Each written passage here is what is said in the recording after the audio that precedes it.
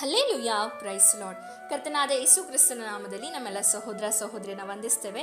ನೀವಿನ್ನೂ word of truth ಎಂಬ ಚಾನಲ್ನ ಮೊದಲನೇ ಬಾರಿಗೆ ವೀಕ್ಷಿಸುತ್ತಿರುವುದಾದರೆ ದಯವಿಟ್ಟು ಸಬ್ಸ್ಕ್ರೈಬ್ ಮಾಡ್ಕೊಳ್ಳಿ, ಲೈಕ್ ಮಾಡಿ, ಶೇರ್ ಮಾಡಿ, ಹಾಗೂ ನಿಮ್ಮ ಪ್ರಾರ್ಥನಾ ಮನವಿಗಳನ್ನು ನಮಗೆ ಕಮೆಂಟ್ ಮೂಲಕವಾಗಿ ತಿಳಿಸಿರಿ.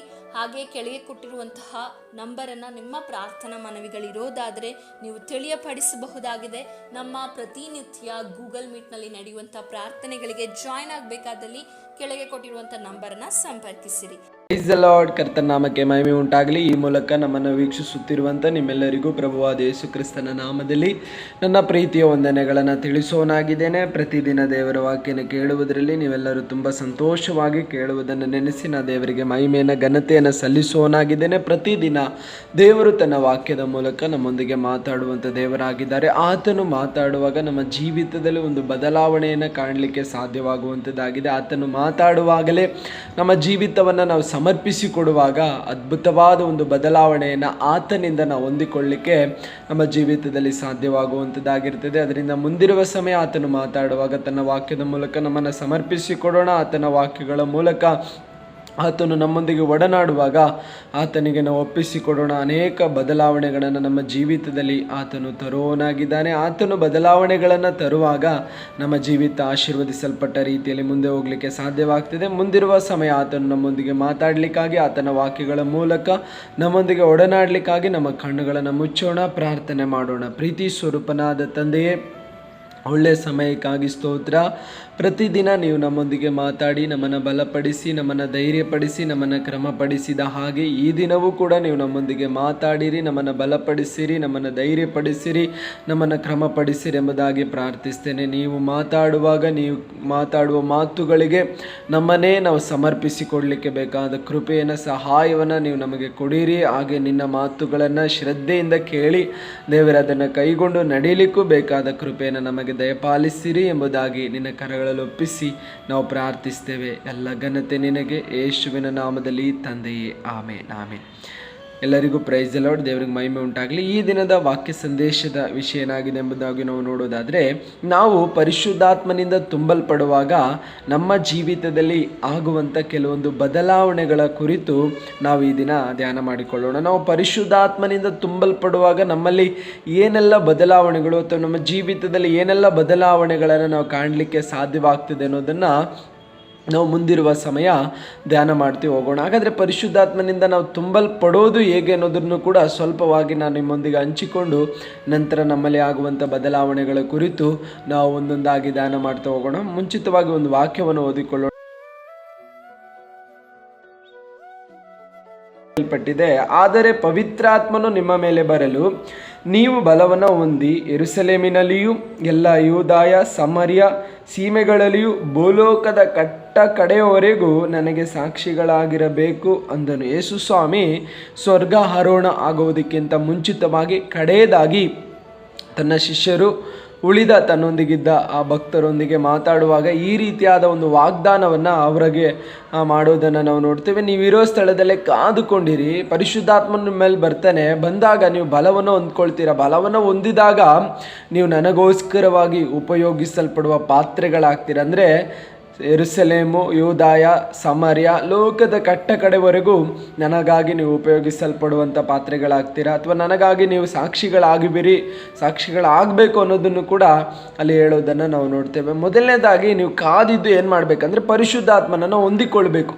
ಹಾಗಾದರೆ ಪರಿಶುದ್ಧಾತ್ಮನನ್ನು ನಾವು ಹೇಗೆ ಹೊಂದಿಕೊಳ್ಳೋದು, ಹೇಗೆ ಆ ಪ್ರತಿಕ್ರಿಯೆ ನಮ್ಮಲ್ಲಿ ನಡೆಯುತ್ತದೆ, ಅದು ಹೇಗೆ ನಮ್ಮಲ್ಲಿ ಕಾರ್ಯರೂಪವಾಗಿ ಬರ್ತದೆ ಅನ್ನೋದನ್ನು ನಾವು ನೋಡಿಕೊಳ್ಳೋದಾದರೆ, ನಾವು 3 ಘಟಕಗಳಲ್ಲಿ ವಾಸವಾಗಿದ್ದೇವೆ: ಶರೀರ, ಪ್ರಾಣ, ಆತ್ಮ. ನಮ್ಮಲ್ಲಿ ಶರೀರ ಇದೆ, ಪ್ರಾಣ ಇದೆ, ಆತ್ಮ ಇದೆ. ಈ ಶರೀರ ಅನ್ನೋದು ಯಾವಾಗಲೂ ನಮಗೆ ಲೋಕದ ಬಗ್ಗೆ ತಿಳುವಳಿಕೆ ಕೊಡ್ತದೆ. ಪ್ರಾಣ ಅನ್ನುವಂಥದ್ದು ನಮ್ಮ ಬಗ್ಗೆ ತಿಳುವಳಿಕೆ ಕೊಡ್ತದೆ. ನಮ್ಮೊಳಗಡೆ ಇರುವ ಅಂತರ್ಯ ಮನುಷ್ಯನು ಅಥವಾ ಆತ್ಮನು ದೇವರ ಬಗ್ಗೆ ತಿಳುವಳಿಕೆ ಕೊಡುವಂಥವನಾಗಿರ್ತಾನೆ. ಆದರೆ ಈ 3 ಘಟಕಗಳು ಕೂಡ ಒಂದೇ ಆಗಿ ನಾವು ಜೀವಿಸ್ತಾ ಇದ್ದೇವೆ.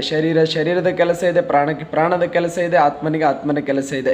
ಈಗ ಪರಿಶುದ್ಧಾತ್ಮನನ್ನು ನಾವು ಹೊಂದಿಕೊಳ್ಳುವಾಗ ನಮ್ಮೊಳಗಡೆ ಇರುವ ಆತ್ಮನು ಏನಾಗ್ತಾನೆ ಅಂದರೆ ಉಜ್ಜೀವನ ಆಗ್ತಾನೆ, ಅಂದರೆ ಪ್ರಜ್ವಲಿಸುವ ಹಾಗೆ ಆಗ್ತಾನೆ. ಪರಿಶುದ್ಧಾತ್ಮನು ನಮ್ಮೊಳಗಡೆ ಇರುವ ಆತ್ಮನೊಂದಿಗೆ ಅಂಟಿಕೊಂಡು ನಮ್ಮ ಜೀವಿತದಲ್ಲಿ ಒಂದು ಬದಲಾವಣೆಯನ್ನು ಅಲ್ಲಿ ತರೋದನ್ನು ನಾವು ನೋಡ್ತೀವಿ. ನೋಡ್ರಿ, ನಮ್ಮೊಳಗಡೆ ಇರುವ ಆತ್ಮನೊಂದಿಗೆ ಪರಿಶುದ್ಧಾತ್ಮನು ಬರುವಾಗ ನಮ್ಮೊಳಗಡೆ ಇರುವಂಥ ಪರಿಶುದ್ಧಾತ್ಮನು ಜೀವ ತುಂಬಿ ಹರಡ್ತಾನೆ.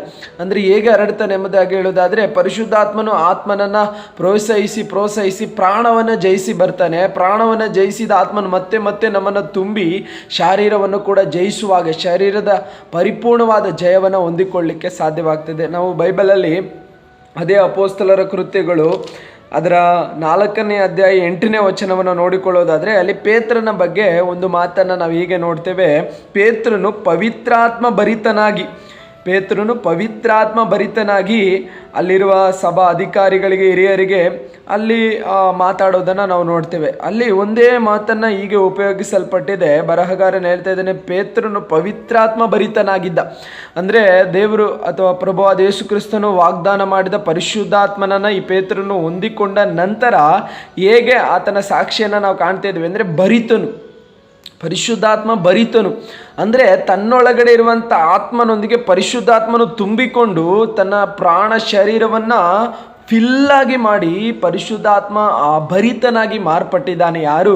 ಪೇತ್ರನು. ನೀವು ನೋಡ್ಬೋದು, ಪೇತ್ರನು ಯೇಸು ಸ್ವಾಮಿ ವಾಗ್ದಾನ ಮಾಡಿದಂಥ ಪರಿಶುದ್ಧಾತ್ಮನನ್ನು, ಅದರ ಬಲವನ್ನು ಹೊಂದಿಕೊಳ್ಳುವುದಕ್ಕಿಂತ ಹಿಂದಿನ ಜೀವಿತದಲ್ಲಿ ಆತನು ಮನುಷ್ಯರಿಗೆ ಭಯಪಡುವವನಾಗಿದ್ದ. ಮನುಷ್ಯರನ್ನು ನೋಡುವಾಗಲೇ ಭಯಪಡ್ತಾ ಇದ್ದ. ಆ ಯೋಹಾನನ ಬರೆದ ಸುವಾರ್ತೆ 19ನೇ ಅಧ್ಯಾಯವನ್ನು ನಾವು ಓದಿಕೊಳ್ಳೋದಾದರೆ, ಅಧ್ಯಾಯದಲ್ಲಿ ಕೆಲವೊಂದು ಪೇತ್ರನು ಭಯಪಟ್ಟ ಅನುಭವದಲ್ಲಿ ಇರೋದನ್ನು ನಾವು ನೋಡ್ಬೋದು. ಮೊದಲನೇದಾಗಿ ಏನು ಮಾಡ್ತಾ ಇದ್ದಾನೆ ಅಂದರೆ, ಯಹೂದ್ಯರಿಗೆ ಭಯಪಟ್ಟು ತಾವಿರೋ ಮನೆಯ ಬಾಗಿಲುಗಳನ್ನು ಮುಚ್ಚಿಕೊಳ್ತಾ ಇದ್ದಾರೆ. ಎರಡನೇದಾಗಿ ತನ್ನ ಜೀವಿತದ ಕುರಿತು ಭಯಪಟ್ಟು ಮೀನು ಹಿಡಿಲಿಕ್ಕೆ ಹೋಗ್ತಾ ಇದ್ದಾನೆ.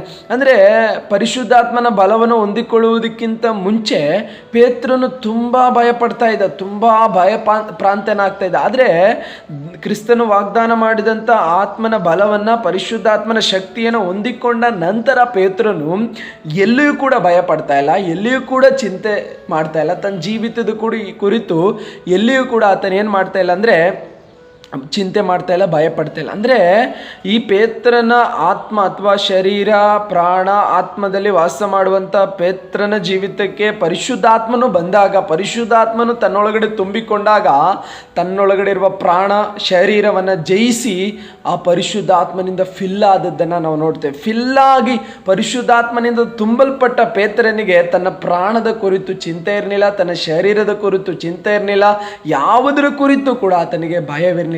ಹಾಗೆ ಪರಿಶುದ್ಧಾತ್ಮನಿಂದ ತುಂಬಲ್ಪಡುವಾಗ ನಮ್ಮ ಜೀವಿತದಲ್ಲಿ ಮೊದಲನೇದಾಗಿ ನಾವು ಯಾವುದರ ಕುರಿತು ಕೂಡ ಏನು ಮಾಡಲ್ಲ, ಭಯಪಡಲ್ಲ. ಯಾವುದರ ಕುರಿತು ಭಯಪಡದೇ ಇರುವಂಥ ಜೀವಿತವನ್ನು ಪರಿಶುದ್ಧಾತ್ಮನಿಂದ ತುಂಬಲ್ಪಟ್ಟಾಗ ನಾವು ಅನುಭವಿಸಲಿಕ್ಕೆ ಸಾಧ್ಯವಾಗ್ತದೆ. ಹಾಗಾದರೆ ನಮ್ಮ ಜೀವಿತದ ಯಾತ್ರೆಯಲ್ಲಿ ಅಥವಾ ನಮ್ಮ ಪ್ರಯಾಣದಲ್ಲಿ ಎಲ್ಲ ಭಯದ ಅವಸ್ಥೆಯನ್ನು ನಾವು ಅನುಭವಿಸ್ತಿರೋದಾದರೆ ನಮ್ಮಲ್ಲಿ ಇನ್ನೂ ಕೂಡ ಪರಿಶುದ್ಧಾತ್ಮನ ಫಿಲ್ ಆಗಬೇಕು ಅಥವಾ ಪರಿಶುದ್ಧಾತ್ಮನಿಂದ ನಾವು ತುಂಬಲ್ಪಡುವಂಥದ್ದು ತುಂಬ ಅಗತ್ಯ ಇದೆ. ಪರಿಶುದ್ಧಾತ್ಮನಿಂದ ನಾವು ತುಂಬಲ್ಪಡುವಾಗ ಯಾವುದರ ಕುರಿತು ಕೂಡ ನಾವು ಭಯ ಪಡೋದೇ ಇಲ್ಲ. ಯಾಕೆಂದರೆ ನಮ್ಮೊಳಗಡೆ ಇರುವ ಪರಿಶುದ್ಧಾತ್ಮನು ನಮ್ಮನ್ನು ನಡೆಸಿಕೊಂಡು ಬರ್ತಾನೆ. ಈ ಪರಿಶುದ್ಧಾತ್ಮನ ಕುರಿತು ಅಪೊಸ್ತಲನಾದ ಪೌಲನು ತಿಮೋತಿಗೆ ಬರೆದ 2ನೇ ಪತ್ರಿಕೆಯಲ್ಲಿ ನಾವು ನೋಡ್ಬೋದು. ತಿಮೋತಿಗೆ ಬರೆದ 2ನೇ ಪತ್ರಿಕೆ 1ನೇ ಅಧ್ಯಾಯದ 7ನೇ ವಚನದಲ್ಲಿ ಪರಿಶುದ್ಧಾತ್ಮನ ಕುರಿತು ಒಂದು ಸಾಕ್ಷಿಯನ್ನು ಹೇಳ್ತಾ ಇದ್ದಾನೆ.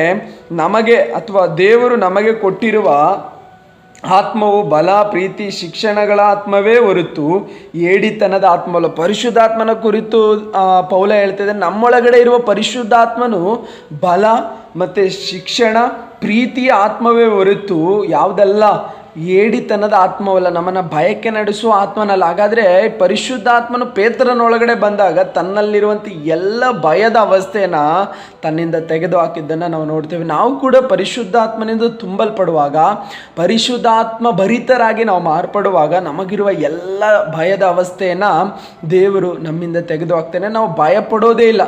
ನಾವು ಪರಿಶುದ್ಧಾತ್ಮನಿಂದ ತುಂಬಲ್ಪಡುವಾಗ ಯಾವುದರ ಕುರಿತು ನಾವು ಭಯಪಡಲ್ಲ. ನಮ್ಮ ಶರೀರದ ಕುರಿತು ನಾವು ಚಿಂತಿಸೋದು ಇಲ್ಲ, ಭಯಪಡೋದಿಲ್ಲ. ನಮ್ಮ ನಮ್ಮ ಪ್ರಾಣದ ಕುರಿತು ಚಿಂತಿಸೋದಿಲ್ಲ, ನಾವು ಭಯ ಪಡೋದಿಲ್ಲ. ಅದಕ್ಕೆ ಪೇತ್ರನು ತನ್ನ ಜೀವಿತದ ಅನುಭವದಲ್ಲಿ ಅಪೊಸ್ತಲರ ಕೃತ್ಯಗಳಲ್ಲಿ ನಾವು ನೋಡೋದಾದರೆ ಯಾವುದಕ್ಕೂ ಭಯಪಟ್ಟಿಲ್ಲ, ಮರಣಕ್ಕೂ ಕೂಡ ಅವರು ಭಯಪಟ್ಟಿಲ್ಲ. ಯಾಕೆಂದರೆ ಅವರು ಆ ಶರೀರದ ಇಚ್ಛೆಗಳನ್ನು ಜಯಿಸಿದರು, ಶರೀರದ ಎಲ್ಲ ಕಾರ್ಯಗಳನ್ನು ಆತ್ಮನಿಂದ ತುಂಬಿ ಜಯಿಸಿದರು. ಹಾಗೆ ಪ್ರಾಣವನ್ನೇ ಅವ್ರು ಏನು ಮಾಡಿದ್ರು ಅಂದರೆ ಜಯಿಸಿಬಿಟ್ರು. ತಮ್ಮ ಪ್ರಾಣದ ಕುರಿತು ಎಲ್ಲಿಯೂ ಅವರು ಚಿಂತಿಸಿಲ್ಲ. ಪೇತ್ರನನ್ನು ನಾವು ನೋಡೋದಾದರೆ ತನ್ನ ಪ್ರಾಣದ ಕುರಿತು, ಶರೀರದ ಕುರಿತು ಎಲ್ಲಿಯೂ ಕೂಡ ಆತನ ಚಿಂತಿಸಿಲ್ಲ.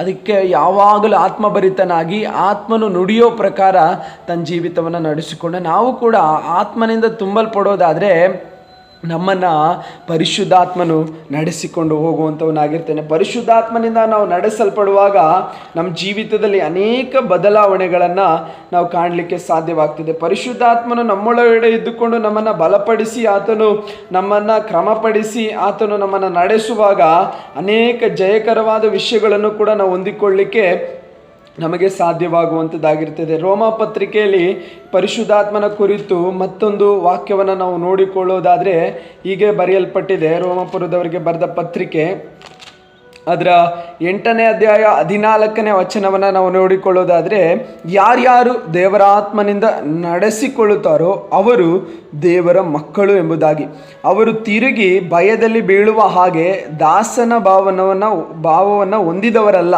ಮಗನ ಭಾವವನ್ನು ಹೊಂದಿದವರಾಗಿದ್ದಾರೆ ಎಂಬುದಾಗಿ ನಾವು ವಾಕ್ಯದಲ್ಲಿ ನೋಡ್ಬೋದು.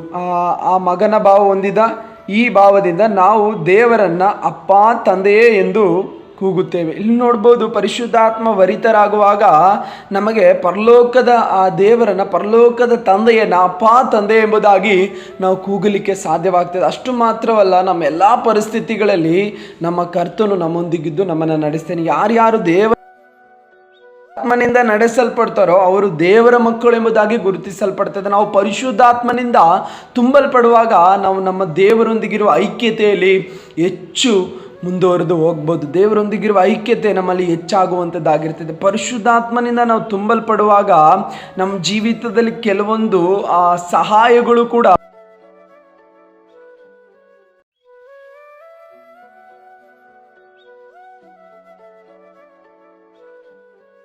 ಪರಿಶುದ್ಧಾತ್ಮನ ಮೂಲಕ ದೊರಕುವಂಥದ್ದಾಗಿರ್ತದೆ. ರೋಮಪುರದವರಿಗೆ ಬರೆದ ಪತ್ರಿಕೆ 8ನೇ ಅಧ್ಯಾಯ 26ನೇ ವಚನವನ್ನು ನೋಡೋದಾದರೆ, ಹಾಗೆ ಪರಿಶುದ್ಧಾತ್ಮನು ಸಹ ನಮ್ಮ ಆಸಕ್ತಿಯನ್ನು ನೋಡಿ ಸಹಾಯ ಮಾಡುತ್ತಾನೆ. ಅಂದರೆ ನಮ್ಮಲ್ಲಿರುವಂಥ ಕೆಲವೊಂದು ಆಸಕ್ತಿಯನ್ನು ನೋಡಿ ಪರಿಶುದ್ಧಾತ್ಮನು ನಮಗೋಸ್ಕರ ಏನು ಮಾಡ್ತಾನೆ, ಸಹಾಯವನ್ನು ಕೂಡ ಮಾಡ್ತಾನೆ. ನಾವು ಪರಿಶುದ್ಧಾತ್ಮ ಭರಿತರಾಗುವಾಗ ನಮ್ಮಲ್ಲಿರುವ ಕೆಲವೊಂದು ಬಲಹೀನತೆಯಾದ ಕಾರ್ಯಗಳನ್ನು ಆತನು ತೆಗೆದು ಹಾಕಿ ಆತನು ನಮಗೆ ಸಹಾಯಕನಾಗಿದ್ದು ಏನು ಮಾಡ್ತಾನೆ, ನಮ್ಮನ್ನು ಮುನ್ನಡೆಸಿಕೊಂಡು ಹೋಗ್ತಾನೆ. ನಾವು ಪರಿಶುದ್ಧಾತ್ಮ ಭರಿತರಾಗುವಾಗ ನಾವು ಯಾವುದರ ಕುರಿತು ಭಯಪಡೋದಿಲ್ಲ. ನಾವು ಪರಿಶುದ್ಧಾತ್ಮ ಭರಿತರಾದಾಗ ನಾವು ದೇವರಿಗೆ ಸ್ವೀಕರಿಸಲ್ಪಟ್ಟ ಮಕ್ಕಳಾಗಿ ಮಾರ್ಪಡ್ತೇವೆ. ನಾವು ಪರಿಶುದ್ಧಾತ್ಮ ಭರಿತರಾದಾಗ ಪರಿಶುದ್ಧಾತ್ಮನು ನಮಗೆ ಸಹಾಯಕನಾಗಿದ್ದು ಎಲ್ಲ ವಿಷಯಗಳಲ್ಲಿ ನಮ್ಮ ಬಲಹೀನತೆಗಳನ್ನು ಆತನು ತೆಗೆದು ಹಾಕಿ ನಮಗೆ ಬಲವನ್ನು ತುಂಬಿ ಆತನ ಏನು ಮಾಡ್ತಾನೆ, ನಮ್ಮನ್ನು ನಡೆಸುವವನಾಗಿರ್ತಾರೆ. ನಾವು ಪರಿಶುದ್ಧಾತ್ಮ ಭರಿತರಾಗುವಾಗ ನಮ್ಮ ಜೀವಿತದಲ್ಲಿ ಉಂಟಾಗುವ ಪ್ರಯೋಜನಗಳೇನೆಂದರೆ, ಮೊದಲನೇದಾಗಿ ನಾವು ಯಾವುದ್ರ ಕುರಿತು ಭಯಪಡೋದಿಲ್ಲ. ಎರಡನೇದಾಗಿ ನಾವು ದೇವರಿಗೆ ಮೆಚ್ಚುಗೆ ಉಳ್ಳವರಾಗಿ ಅಥವಾ ನಮ್ಮನ್ನು ದೇವರು ಸ್ವೀಕರಿಸುವ ಮಕ್ಕಳಾಗಿ ನಾವು ಮಾರ್ಪಡ್ತೇವೆ. ಪರಿಶುದ್ಧಾತ್ಮನಿಂದ ಭರಿತರಾಗುವಾಗ ಪರಿಶುದ್ಧಾತ್ಮನು ನಮ್ಮ ಬಲಹೀನತೆಯನ್ನು ನಮ್ಮಿಂದ ತೆಗೆದುಹಾಕಿ ಆತನ ಆ ಬಲವಾದ ಶಕ್ತಿಯನ್ನು ನಮ್ಮೊಳಗಡೆ ತುಂಬುವವನಾಗಿದ್ದಾನೆ. ಹಾಗಾದರೆ ಪ್ರಿಯರೇ, ನಿಮ್ಮಲ್ಲಿ ಇನ್ನೂ ಪರಿಶುದ್ಧಾತ್ಮ ಭರಿತರಾಗದೆ ನಾವು ಜೀವಿಸ್ತರೋದಾದರೆ ಪರಿಶುದ್ಧಾತ್ಮ ಭರಿತವಾದ ಒಂದು ಜೀವಿತಕ್ಕಾಗಿ ಪ್ರಾರ್ಥನೆ ಮಾಡೋಣ.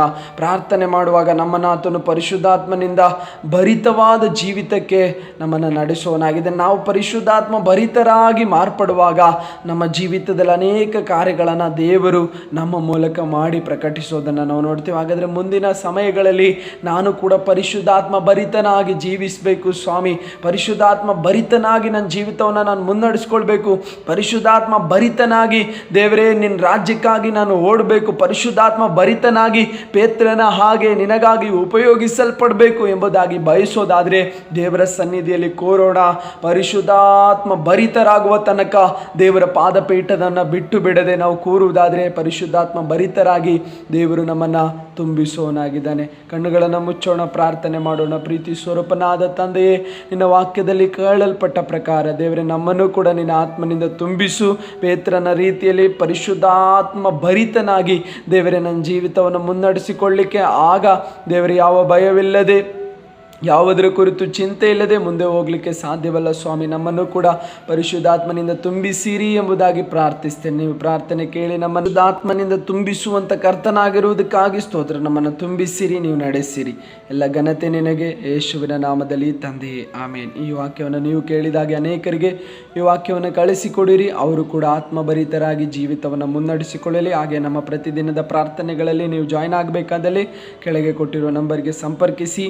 ಹಾಗೆ ನಮ್ಮ ಬಿಡುಗಡೆ ಕೂಟ ಪ್ರತಿ ತಿಂಗಳು 30ನೇ ತಾರೀಕು ರಾಮನಗರದಲ್ಲಿ ನಡೆಯುವಂಥ ಬಿಡುಗಡೆ ಕೂಟಕ್ಕೆ ನೀವು ಭಾಗಿಯಾಗಬೇಕಾದಲ್ಲಿ ಅದೇ ಕೆಳಗೆ ಕೊಟ್ಟಿರುವ ನಂಬರನ್ನು ನೀವು ಸಂಪರ್ಕಿಸೋದಾದರೆ ಆ ಕೂಟದಲ್ಲಿ ಬಂದು ನೀವು ನಮ್ಮೊಂದಿಗೆ ಪ್ರಾರ್ಥನೆಗೆ ಭಾಗಿಯಾಗಲಿಕ್ಕೆ ಸಾಧ್ಯವಾಗ್ತದೆ. ದೇವರು ಆ ಕೂಟದಲ್ಲಿ ಅನೇಕ ಅದ್ಭುತಗಳನ್ನು ಬಿಡುಗಡೆಗಳನ್ನು ಮಾಡುವವರಾಗಿದ್ದಾರೆ. ಅದನ್ನು ಅನುಭವಿಸೋಣ. God bless you. Praise the lord.